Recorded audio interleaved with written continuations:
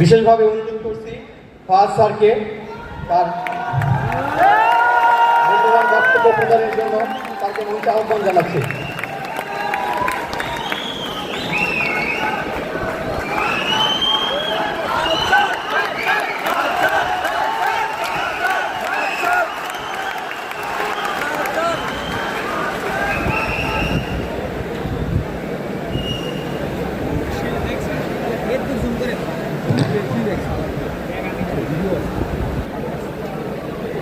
আমার হার্টবিট স্বাভাবিকের চাইতে অনেক বেশি।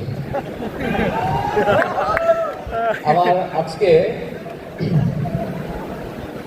1 বছর আগে আজকের এই দিনে আমরা জেলখানায় জানি কত নম্বর রুম,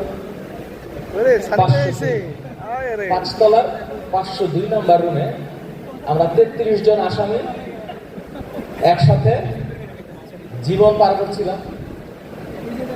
জীবন আমাদেরকে যে এখানে নিয়ে আসতে পারে, স্টুডেন্টের অধিকার রক্ষার জন্য দেশের প্রশাসন কি অবস্থায় গেলে স্টুডেন্টের বুকে গুলি করতে পারে, দেশের প্রশাসন বাধ্য হয়েছে কিনা আমি জানি না, এটা একটা সিস্টেম, যে সিস্টেমের কারণে এই দেশের ভবিষ্যতের উপরে এই দেশের প্রশাসন গুলি করতে পারে, সেই দৃশ্য আমরা দেখছি, আমাদের চোখের সামনে আমরা দেখছি। মিরপুর 10 আমার অফিস, এফটির অফিস। আমরা 14, 15, 16 তারিখে দেখছিলাম টিভিতে এই আন্দোলন নিয়ে কথা, এই মিছিল, এই মিটিং, এই ধরপাকড় চলতেছে। আমরা পড়াইতে পারতেছিলাম না ঠিক মতো। একদিন শুনলাম এটা এক্স্যাক্টলি হবে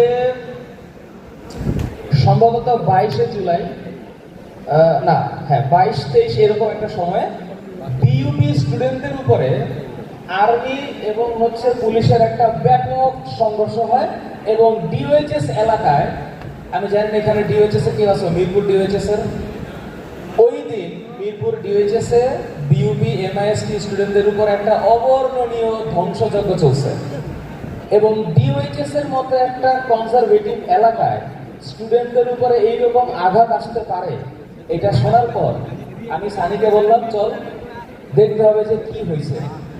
বাইকটা স্টার্ট দিলাম, যাওয়া শুরু করলাম। এই 10 নম্বর থেকে গোলাগুলি শুরু হইল, পুলিশ আর ছাত্র। এই গোলাগুলির মধ্যে কত রাউন্ড গুলি চোখের সামনে আসছে, কয়টা সাউন্ড গ্রেনেড আমার কানের মধ্যে আছে